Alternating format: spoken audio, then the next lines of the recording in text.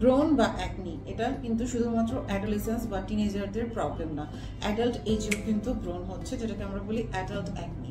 Acne হওয়ার অনেকগুলো reason আছে। এক নম্বর হচ্ছে জেনেটিক্স, দ্যাট মিনস ফ্যামিলিতে যদি কারো অ্যাকনি থাকে এবং লম্বা সময় ধরে থাকে, পরবর্তী জেনারেশনেরও কিন্তু দেখা যায় অ্যাকনি হওয়ার প্রবণতা আমরা দেখি। সেকেন্ড হচ্ছে কি হরমোনাল একটা ফ্যাক্টর, হরমোন অনেক ইম্পর্টেন্ট ফ্যাক্টর। এই যে বাচ্চাগুলো অ্যাডোলেসেন্সে যারা আছে তাদের কি হয়, একটা হরমোনাল তারতম্য তৈরি হয় হরমোনের, তাই না, যখন তারা বাড়ন্ত বয়সে যাচ্ছে, এবং এই হরমোনের চেঞ্জেসের কারণে কিন্তু অ্যাকনি হতে পারে।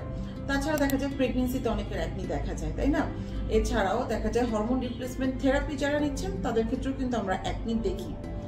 আরেকটা ইম্পর্টেন্ট কারণ হচ্ছে রং ফর্সাকারী ক্রিম আপনারা অনেকেই ইউজ করছেন, যেগুলোতে অপরিমিত মাত্রায় বিভিন্ন ধরনের কেমিক্যালস ইউজ করা হচ্ছে, বা মেডিসিনগুলোকে অপরিমিত মাত্রায় ইউজ করে এগুলোকে তৈরি করা হচ্ছে। এই ধরনের ক্রিমগুলো ইউজ করার কারণে কিন্তু ব্রণের সাথে আর অনেকগুলো সাইড ইফেক্ট আমরা পেয়ে থাকি। এছাড়াও আমরা দেখি যে অনিয়ন্ত্রিত জীবনযাপন, দ্যাট মিনস প্রপারলি ঘুম না আসা, এক্সারসাইজ না করা, ফুড হ্যাবিটটা যাদের ভালো না, তাদের ক্ষেত্রেও কিন্তু আমরা অ্যাকনি পাই। এবং ফেসটাকে প্রপার ওয়েতে যদি ক্লিন না করা হয় সেক্ষেত্রেও কিন্তু অ্যাকনি দেখা যায়। সো ট্রিটমেন্ট ইম্পর্ট্যান্ট, যত তাড়াতাড়ি সম্ভব তত তাড়াতাড়ি ট্রিটমেন্ট শুরু করতে হবে, আদারওয়াইজ দেখা যায় ব্রণের গর্ত হতে শুরু করে। বিভিন্ন ধরনের ব্রণ আছে, কারো কারো ব্রণ দেখা যায় শক্ত শক্ত ব্যথাযুক্ত, কারো ক্ষেত্রে দেখা যায় ছোট ছোট দানার মতো, কারো কারো দেখা যায় যে একদম ইনফেকশন বা ইনফ্লামেশন হয়ে পুজ বা পাস যেটাকে আমরা বলি সেরকম। এক একটা ব্রণ এক এক রকম। সো ট্রিটমেন্টগুলোও কিন্তু আলাদা আলাদাভাবে হয়। আমরা ডক্টররা সাধারণত অ্যান্টিবায়োটিক্স দিই, মিনোসাইক্লিন, ডক্সিসাইক্লিন, অ্যাজিথ্রোমাইসিন, এই ধরনের অ্যান্টিবায়োটিক্সগুলো আমরা ব্রণের ক্ষেত্রে দিয়ে থাকি।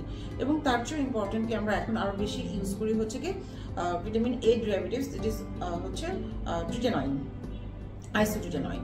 সো এই ধরনের মেডিকেশনসগুলো পেশেন্টদেরকে আমরা ওরাল ফর্মে দিয়ে থাকি। এছাড়াও ইম্পর্টেন্ট হচ্ছে কি টপিক্যালি ইউজ করার জন্য এই টপিক্যাল মেডিসিনগুলোর মধ্যে আমরা দিই বেনজাইল পারক্সাইড, বিভিন্ন ধরনের অ্যান্টিবায়োটিক্স, ভিটামিন এ ডেরিভেটিভস। এই মেডিসিনগুলো ইউজ করতে হবে একটু লম্বা সময় ধরে। পাশাপাশি একটা গুড ক্লিনজার ইম্পর্টেন্ট, যেটা 2% স্যালিসাইলিক অ্যাসিড কন্টেনিং যে ক্লিনজারগুলো আছে সেগুলো কিন্তু ইউজ করা যেতে পারে ব্রণের জন্য। বাট ব্রণ যেমন অনেকগুলো কারণ দিয়ে হয়ে থাকে, ঠিক তেমনি এটা ট্রিটমেন্টটাও কিন্তু অনেকগুলো জিনিস কম্বাইন করে করতে হবে। শুধু ওরাল মেডিসিনেই ব্রণ যে চলে যাবে এটা চিন্তা করা যাবে না।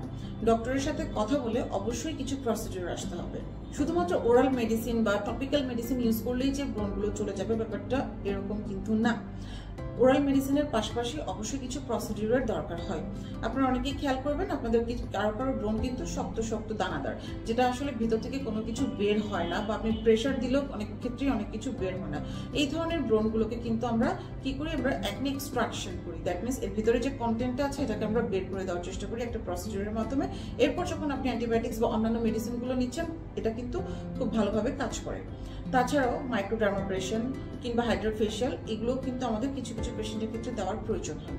কেমিক্যাল পিল যেটা অনেক ভালো কাজ করে ব্রণের ক্ষেত্রে, এবং এর পাশাপাশি রেড এলইডি এবং ব্লু এলইডির মাধ্যমে যদি আমরা ট্রিটমেন্টগুলো প্রসিড করি সেক্ষেত্রে কিন্তু রেজাল্টটা খুব ফাস্ট আসে, এবং ব্রণের গর্ত কিন্তু হয় না, বা ব্রণের দাগ হলেও সেটা খুব ফাস্ট চলে যায়।